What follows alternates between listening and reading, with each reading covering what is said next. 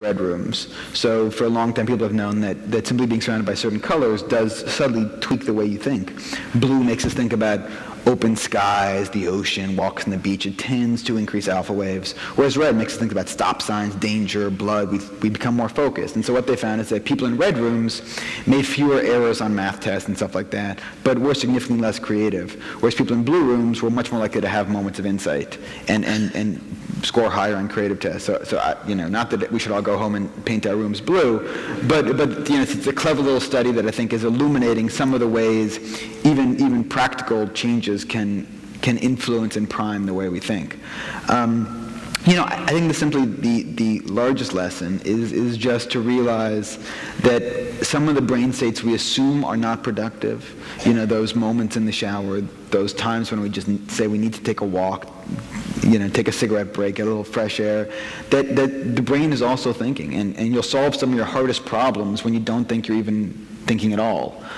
So to embrace that just as part of the way the brain needs to work, that you don't always need coffee, you don't always need to be focused, that the brain is this pluralist machine, to get back to that talking point, and to get the most out of it, you have to embrace all of its tools. A very wise person once gave me a piece of advice, which is, if it's not working, don't try harder, try different. Yeah. And it's really the same general idea. I want to shift to an article that you wrote in Seed about the work of Reed Montague and studies on dopamine and the brain's compulsion to predict outcomes. Could you just give us the background and then talk a little bit about what surprise, the value of surprise in our thinking and in our life, because it can lead to some ideas, I think, for cultural organizations.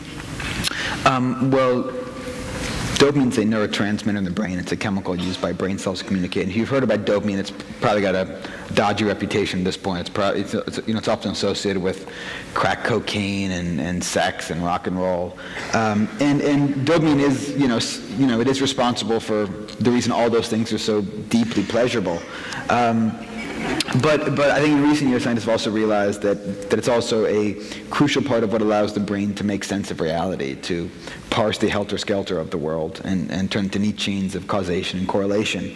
And one of the, I think, seminal pieces of work, which I think has driven much of Montague's research, comes from the lab of a guy named Wolfram Schultz, who was at Cambridge University and is now at Caltech. And he first got interested in dopamine in large part because of its association with rewards like, crack and sex. And so he set up this really elegant experimental protocol where he would record from individual dopamine neurons in the monkey brain and give the monkeys squirts of apple juice.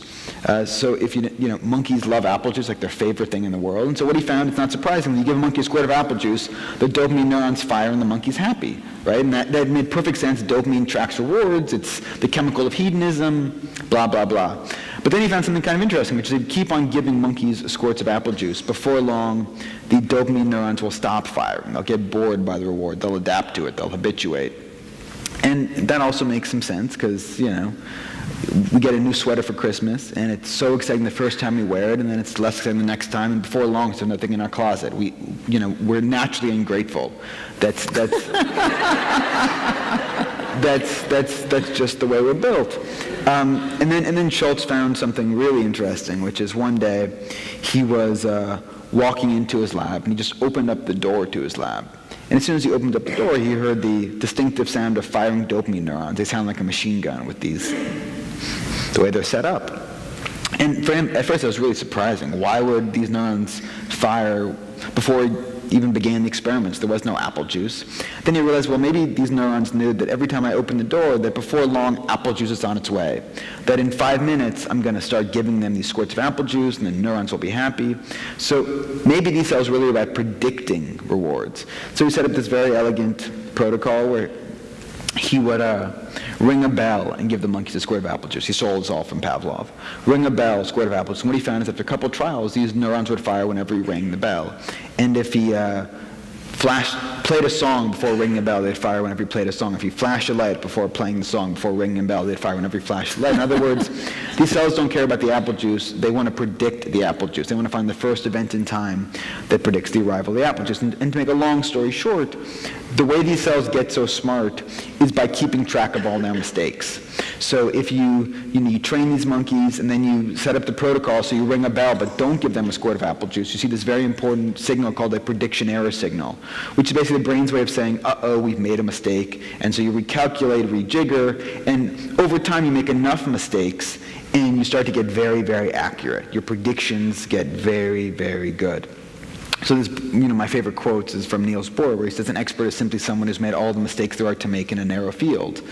And I think that's absolutely true from the perspective of your dopamine neurons. You have to make lots of prediction errors before your predictions get good. One interesting corollary of this is that dopamine neurons love surprises. So if you train these monkeys, play a song, flash a light, ring a bell, squirt of apple juice, and then sometimes you give them apple juice out of the blue. Turns out you get a signal that's 3 to 4 times larger than a predictable reward. That the best tasting squirts of apple juice are the most surprising squirts of apple juice. And the lottery. Yeah, well, it's the lottery, it's slot machines, it's all these things that Vegas understands this principle very well, and I think great artists do too. I think you especially see this in music. So a study came out a couple weeks ago looking at what makes certain melodies more compelling than others. And it turns out that it's the same system, the brain is very redundant, so we love using the same system for everything. And so we use the same prediction error system to keep track of music. And so it turns out the melodies people find the most pleasurable aren't the predictable ones. The most predictable melody in the world is, a C major chord played slightly differently in 4/4 time, but that's an alarm clock. That's not a beautiful song. The melodies people love are the melodies with carefully engineered surprises. And this is something Leonard Meyer talked about, decades ago, in Music and Emotion Music in some of his books. And something that gets us back to the importance of surprise, not just in terms of grabbing our attention, because these dopamine neurons project to the part of the brain that controls your attention, but also in really making us excited to begin with. That if something ever becomes too predictable, the brain is going to get bored very, very quickly. It's going to adapt to it, habituate, it's going to stop paying attention. So if you really want to captivate people, you have to act more like a good artist and engineer some surprises into the structure of the system, the structure of rewards. It's a big job, but I think that's part of what is a task for all of us, is how to imagine our institutions and our programs in a way that is surprising. Where, a lot of people, I think, stay away from cultural institutions because they think they've been there, they've had the experience, they've had the same sort of experience repeatedly in going to a museum or a theater, and there's no surprise in it. So how to build surprising is important. I want to tie this to essentially what Carrie was talking about earlier. The cultural sector, the nonprofit cultural sector nationally is receiving a lot of bad news. Not only is the recession sunk a lot of our ships, but also the National Americans for the Arts has just come out with some new data that is a 10-year study of key indicators in the arts sector, which shows that audiences are down, that cultural institutions are struggling with financial woes, that people are actually engaged in the arts more than they used to be, but not in the context of cultural institutions. This is all fairly sobering.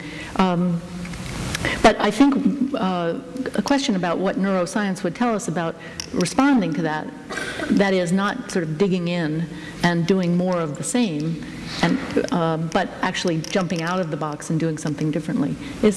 Are there any other studies that you are aware of or patterns that you think would be illuminating for these folks to hear about breaking out of old patterns?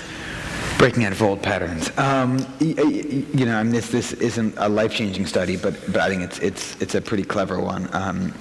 It's done by researchers at Indiana University, where they gave people insight puzzles, not the crap tests, but other insight puzzles like the candle problem, and I won't take the time to describe it because it's a little tedious. But various measures of creativity, and they told the students they had two groups. One group they told the students These tests were developed by a psychologist just down the hall. He's right here at Indiana University. And the students did them. And then the other group, they said, these tests come all the way from a scientist out in California. And so that was the only difference between these two groups.